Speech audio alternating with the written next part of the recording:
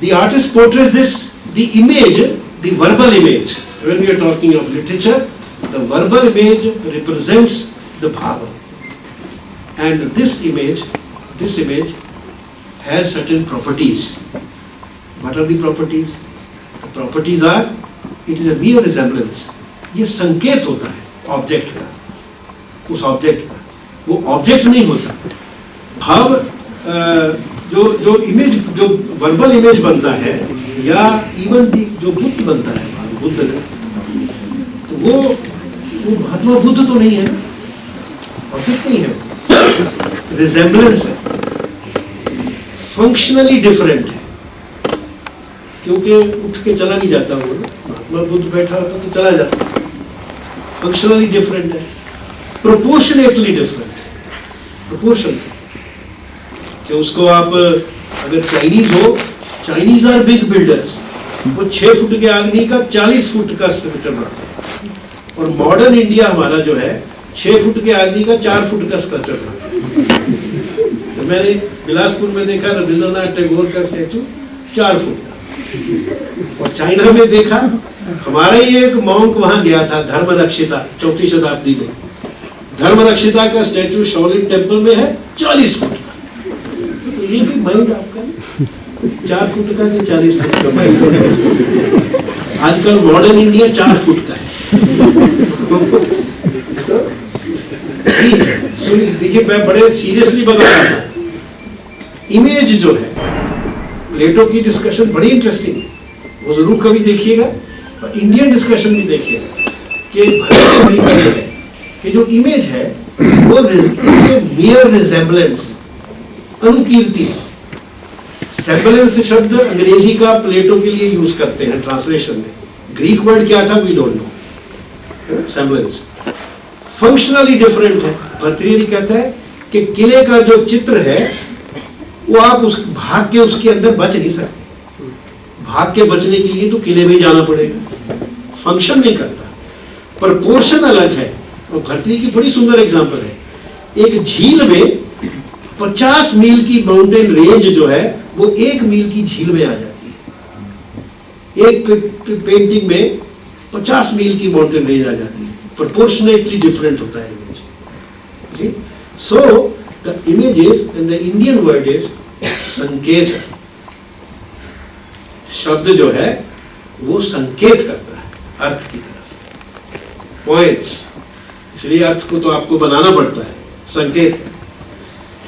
Okay, I go move to the next question, what is the role of literature in our thinking. ये तो creativity, creative process, artist, अगर आप ये discussions अपने contemporary या दूसरे देखेंगे तो आपको पता लगेगा कि ये बड़ा different way of looking at things है, कि art becomes a meditation, writing a poem is an act of yoga, and the poet is a sadhaka, है ना, a craftsman. Adi Shankaracharya says, to me the greatest artist is the arrowsmith, बाण बनाने वाला। To me, the greatest artist is the arrowsmith sharpening the point of the arrow. जिस वक्त उसका point sharpen कर रहा है ना, वो टोटली डिसॉल्व हो जाता है उसमें। He is the greatest artist. So this is a very different way of. हम भी कहते हैं कि देखो उसको he is totally lost. So when you are totally concentrating, you are totally lost. Unless you achieve that level of consciousness, one cannot create, one cannot compose these things. So what's the role of literature? Again, थोड़ा भेद है सोचने में, tradition में। हमारे यहाँ देखिए, मैंने बोला शब्द पुराने हैं, थोड़ी देर के लिए फिर सुन लें उनको तो देखें क्या है। धर्म, अर्थ, काम, मोक्ष, 4 एंड्स ऑफ लाइफ। एंड्स नहीं है ये, वैसे लोग कहते हैं एंड्स ऑफ लाइफ है। पुरुषार्थ शब्द का अर्थ होता है, पुरुषार्थ, अर्थ का मतलब है ऑब्जेक्ट, पुरुष human beings, object of human life, पुरुषार्थ, ऑब्जेक्ट ऑफ ह्यूमन लाइफ।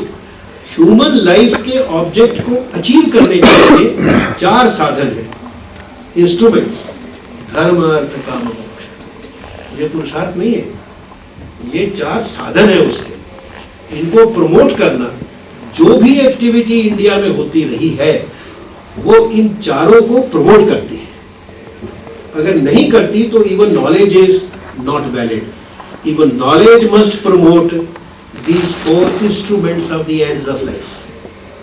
ज्ञान, तो हमारे यहाँ ये एस्थेटिक्स एथिक्स का प्रश्न कभी उठा नहीं, क्योंकि कभी अलग नहीं हुए। Kshemendra, a 10th century Indian poetician, says, what is the point of writing beautiful poetry if it does not promote Jivan Auchitya? Jivan Auchitya, propriety of life, appropriateness of life. If it doesn't promote, it's no use. तो हमारे वो questions नहीं रहे। So ये 4 हैं। तो धर्म के लिए तो हमारे यहाँ धर्मशास्त्र है। Again, it is different from the other traditions because we have a long attested tradition of texts.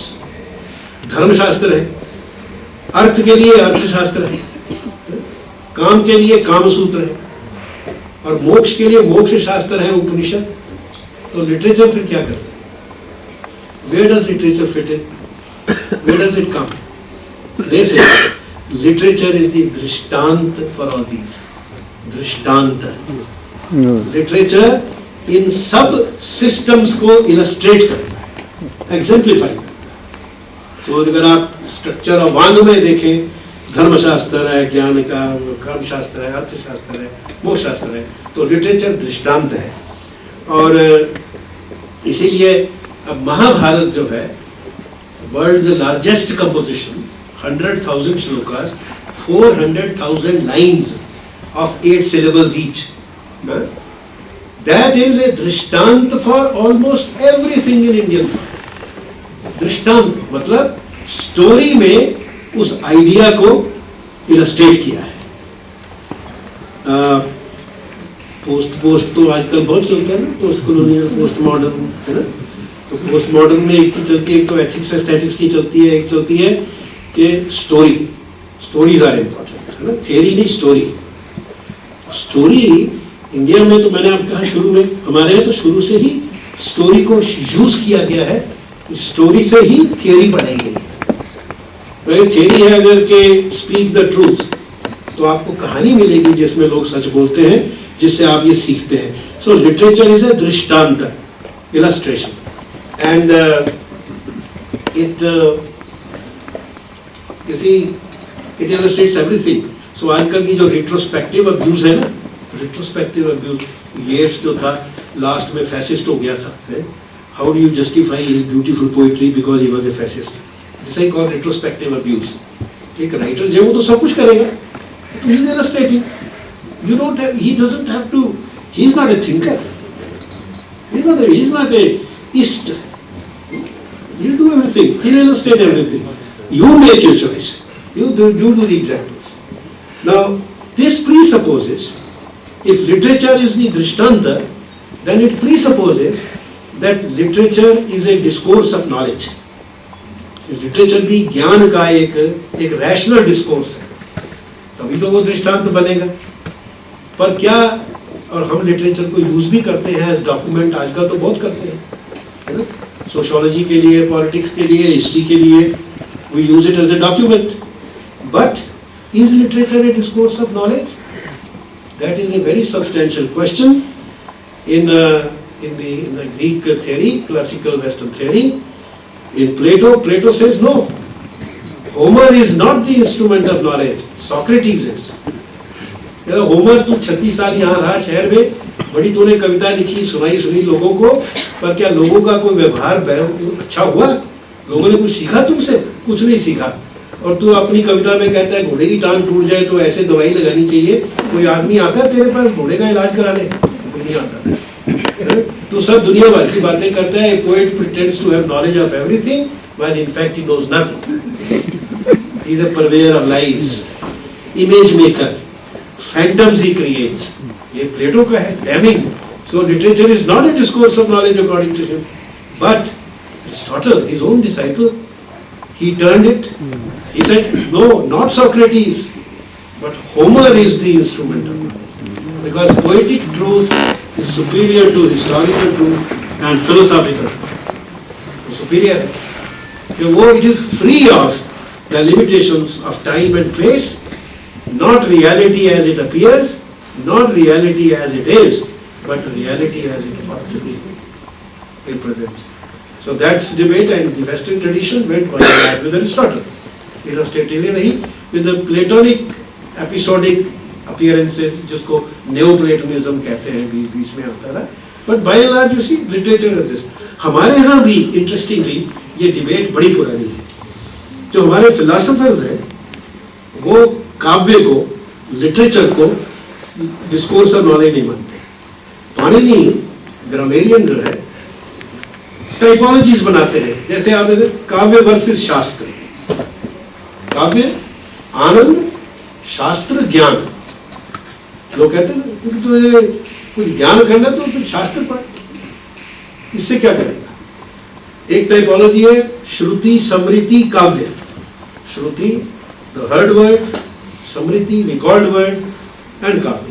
Shruti smriti, shruti has the highest status as a discourse of knowledge, and then you have Samriti and then Kavya. Last. Panini has a 5-place typology. दृष्ट, वो श्रुत नहीं कहता, दृष्ट, वो बड़ा जबरदस्त विजुअलिस्ट है. दृष्ट, जो देखा है. लोग भी हम कहते हैं ना, अरे भैया मैं सुनी सुनाई बात नहीं कह रहा, मैंने अपनी आंखों से देखा है. तो जो आंखों से देखा है वो तो सच है. सो दृष्ट, प्रोक्त, उपज्ञात, व्याख्यान, काव्य. And there is another typology very interesting. The statements of language, there are 3 types. The Prabhu Samhita, that is, that of the authority of a king's voice. वो king जो king कहेगा कि भाई ये एक हमने फिल्म देखी थी, ग्रेट रेस, कार रेस थी. तो उसमें वो कार पहुंचती है ड्राइवर्स, तो किंग थोड़ा है हिला हुआ, तो वो जोक सुनाता है और फिर ऐसे करता है, ऐसे करते सब हंसने लगते हैं और हंसते रहते हैं जब तक वो ऐसे नहीं करते. So इसी की प्रभु संहिता, the laws of science have that kind of authority, non-contingent knowledge, knowledge not dependent on anything. The second type are suhrid samhita, statements of your well-wisher. हमारी ट्रेडिशन में in spite of modernity, wife को सबसे best friend माना गया है कि आपकी friend आपकी वाइफ, वो हमेशा आपके हित की बात करेगी. तो जैसे इस उम्र में हम कभी निकले तो वाइफ कहेगी दिमाग खराब हो गया तुम्हारा, देखते नहीं हो बादल है, छाता नहीं ले जाना चाहिए, कितनी बार समझाऊंगी, पागल होते जा रहे हो. अब शब्द बड़े खराब है बट अर्थ बड़ा अच्छा है. तो सुहृद सम्मित स्टेटमेंट में आप शब्द बदल सकते हो, भाव नहीं बदल सकते. प्रभु सम्मित में ना शब्द बदलेगा ना भाव बदलेगा. Action and reaction are equal and opposite, तो वो अपोजिट ही रहेगा. Action and reaction are equal and opposite. वहां नहीं कह सकते यार कोई और शब्द लगा दो, यार चॉइस नहीं है. तीसरा है कांता सम्मित, जो लिटरेचर को अप्लाई करता है इन वन टाइपोलॉजी. वो कहते हैं कि जैसे कोई लड़का लड़की को कहे कि तू कहे तो सितारों को नोच कर तेरी ओढ़नी को संवार दूं. उसे पता है ये 4 फुट की है, जब नहीं कर सकता, पर खुश होती भाई. So here the charm of the thought, charm of the way it has been expressed, the way it has been expressed.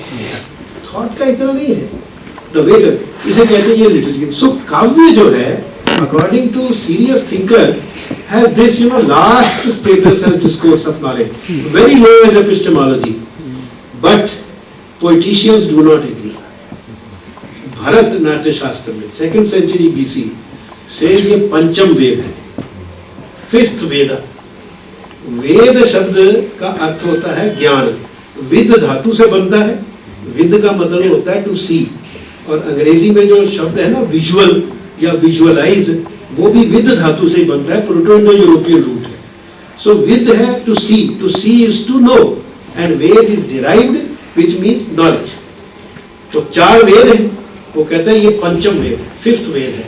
हमारे यहाँ ये कॉन्सेप्ट है, वेद व्यास महाभारत में भी कहता है ये पंचम वेद है। Panchamam, the concept is Panchamam, the fifth one that surpasses the other four. तो पंचम वेद है। कैसे? एक हमारे थिंकर हुए हैं, अच्छे अच्छे लोगों के नाम लेने चाहिए, पता ना हो कौन। आजकल तो मैं जेएनयू में क्या करता था कि मैं कुछ फॉरेनर्स के नाम लेने वाला हूँ, जैसे अभिनव गुप्त, कोई नहीं जानता, तो फॉरेनर हो गए ना। तो 10वीं शताब्दी के थिंकर थे, कश्मीर के। 43 ग्रंथ कंपोज किए, 43 फिलॉसफी के, छंद के, तंत्र में, शैविज्म में, एस्थेटिक्स में, म्यूजिक में, डांस में। 43 grand mind, absolutely first rate. तो वो इस प्रश्न को लेते हैं कि पंचम वेद कैसे, काव्य वेद कैसे।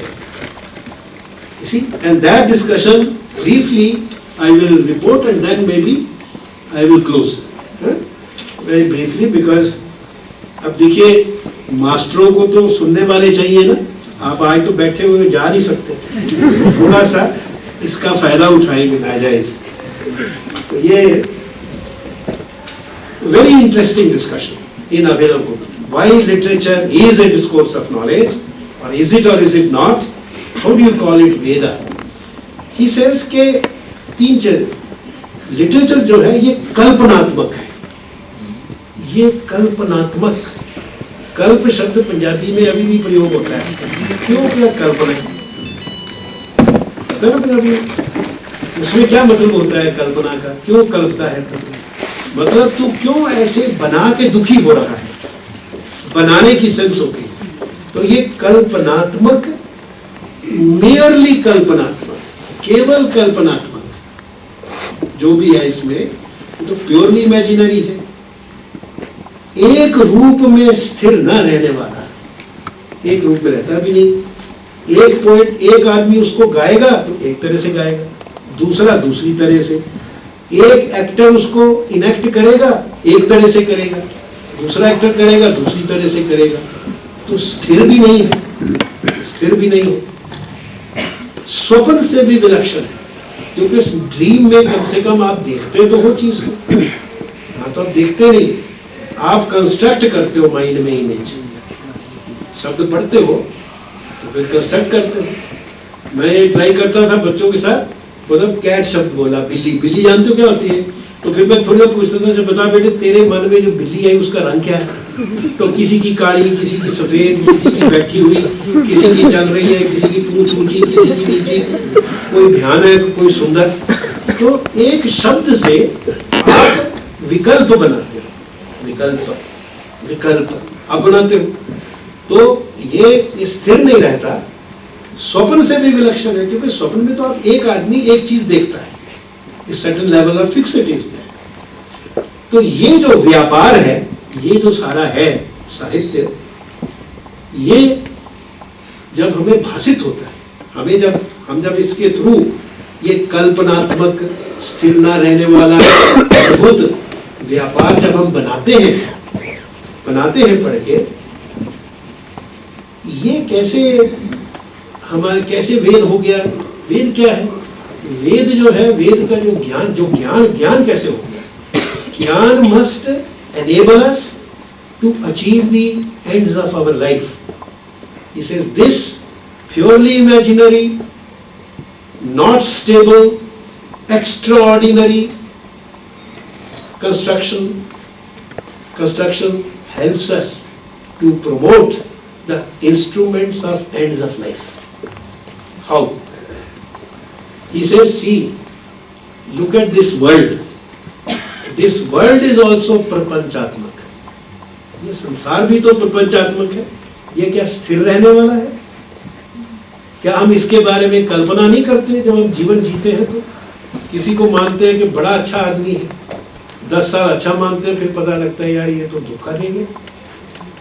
तो ये सारी बातें जगत के लिए भी है, कल्पनात्मक, स्थिर न रहने वाला और अनसर्टेन, स्वप्न से भी विलक्षण, अनसर्टेन। पर फिर भी इस जीवन को जीते हुए श्रवण मनन से जो हमारे साथ होता है, जो हम करते हैं, उस पर सोचने से, उस पर चिंतन करने से, श्रवण मनन करने से हमें ज्ञान पैदा होता है और हमें मोक्ष हो जाता है, हम फ्री हो जाते हैं। क्योंकि ये जगत इसलिए जो हमारा अनुभव जगत का है, experience, the same experience we have in it, it's no different. That's why he says, he used the word गति। जो गति वेद पढ़ने वाले की है, ज्ञान के शास्त्र पढ़ने वाले की है, वही गति काव्य के पढ़ने वाले की भी है, होती है। क्योंकि श्रवण मनन और अध्ययन से, तीन चीजें करने से, श्रवण मनन और अध्ययन। और जो आदमी सीरियस किताबों से डरता है या पढ़ नहीं सकता, प्लेटो नहीं पढ़ सकता, पर कोई पोएम से प्लेटो के आइडियाज मिलते हैं, वो हम ग्रहण कर लेते हैं। सारस, क्योंकि रस से भरा हुआ, रस से भर के विचारों को हमारे तक काव्य पहुंचाता है। सो द रसों से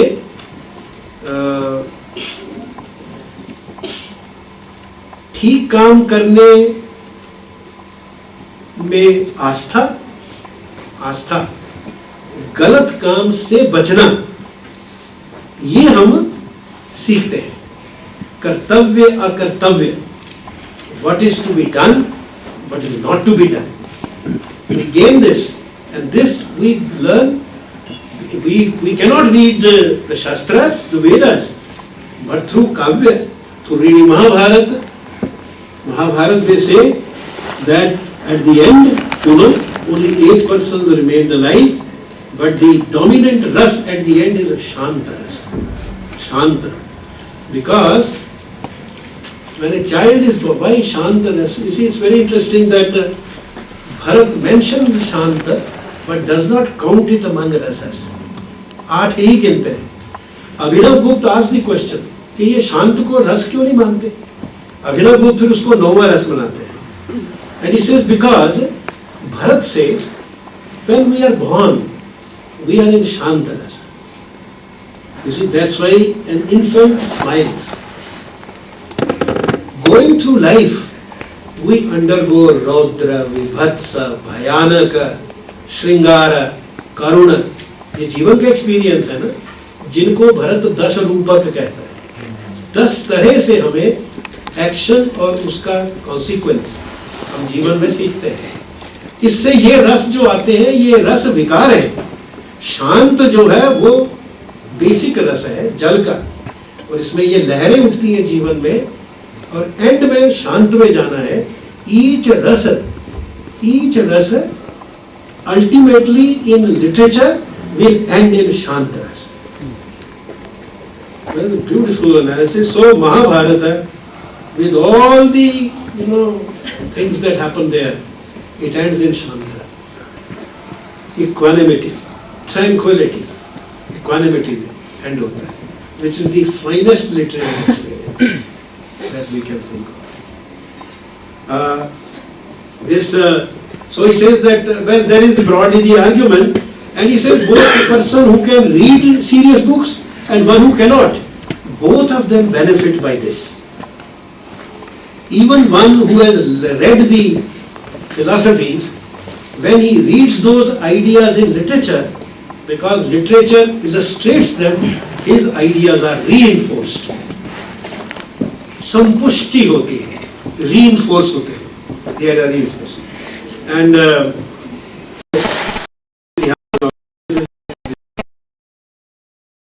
that's the end. The last is, but Abhinav Gupta says the problem is that literature is composed in language, shabda, and the knowledge which emerges from literature is a shabdik jnana, knowledge from words. इसका भी philosophy में background है। योग में 5 sources of knowledge माने गए हैं, pramana, that is perception, inference, and agama, verbal testimony, abhav, absence, nidra, sleep, viparya, mistaken identity, जैसे सर्प रस्सी देखे तो सांप लगे, and विकल्प, विकल्प जो शब्दों से ज्ञान पैदा होता है. Later development is that all knowledge, Bhartrihari says, all knowledge is born of language. ज्ञानम सर्वम शब्देन भासते, सारा ज्ञान शब्दों से आता है. तो ये शाब्दिक ज्ञान है, और शाब्दिक ज्ञान जो है, it is knowledge of the non present. आप जब पढ़ते हो, हम जब पढ़ते हैं एक पोएम, तो एंशिएंट मैरिनर, तो एंशिएंट मैरिनर तो नहीं हुआ, non present. So all words evoke what is not present, non-present. So knowledge, paroksha jnana, knowledge of what is not there. So what is its status compared to pratyaksha jnana? Pratyaksha, prati aksha, जो हर आंख से दिखता है, जो आपके सामने है, जो आपके सामने है, वो तो वैलिड नॉलेज है, सम्यक ज्ञान है. और ये जो नॉन प्रेजेंट का ज्ञान है, ये तो परोक्ष ज्ञान है. And then comes his beautiful analysis. He says, you see, whether you see a horse in real life, or you see horse in a dream, or you evoke a horse when you hear the word horse, in all the three, the process of cognition is the same. Is the same. Because in all the three, you grasp the object through an image in the mind. Image in the mind. So it is all manasa vyapara. Manasa Vyapar. And moreover, he follows the Jain philosophy. The Jains say that pratyaksha is not what is present to your senses, but what is present inside you. Atma pratyaksha, जो अंदर आपके. इसलिए कई बार जब हम किताब पढ़ते हैं, हमें समझ नहीं आती. हमारे सामने सब शब्द लिखे हुए हैं, सारी चीजें लिखी हुई हैं, नहीं समझ आती. शाम को कहीं बैठे हुए चाय पी रहे तो ये है इसका अर्थ. तो ये जो अर्थ आप ग्रास्प करते हो, वो आपके अंदर आता है, आत्म प्रत्यक्ष है. तो जैनियों का प्रत्यक्ष आत्म प्रत्यक्ष. So he says, since all knowledge is atma प्रत्यक्ष, so shabdik gyan is also pratyaksha gyan, and it has the same status. This is it. So literature is a discourse of knowledge and has to be satisfied. The effect, how do we receive literature? How do we receive this knowledge? Through the normal apparatus. There are the senses, there is the mind, there is the intellect, and there is the chitta, self. And finally, just as experience in life also, moves through these, from the outer senses to the knowing senses, to the mind, to intellect, and then the self. When it comes to the self, it transforms ourselves. हमको ये बदल देता है. इसलिए हम एक film देखते हैं, जिस फिल्म में अगर कोई देखते हैं, जीवन में भी तो होता है, आर्ट में भी होता है. हम फिल्म देख, मुझे याद है एक आराधना पिक्चर थी, इसमें वो शर्मिला टैगोर एक पायलट है, और वो फॉर्मल शादी नहीं होते पहले उसकी डेथ हो जाती है क्रैश में. Then she has a child, लड़का, she brings up that child, और किसी घर में नौकरानी बन के 22 साल की तपस्या करती है, पता नहीं लगने देती कि मैं माँ हूँ. और अम्बिशन ये है कि ये लड़का भी अपने फादर की तरह पायलट बने. और लास्ट सीन में एयरपोर्ट है, फाइटर एयरक्राफ्ट रुकता है, पॉलिपी खुलती है, उसमें से एक लड़का निकलता है अपनी लेके और चलता है. एंड शर्मिला टैगोर इधर खड़ी है, बूढ़ी now, and she is crying.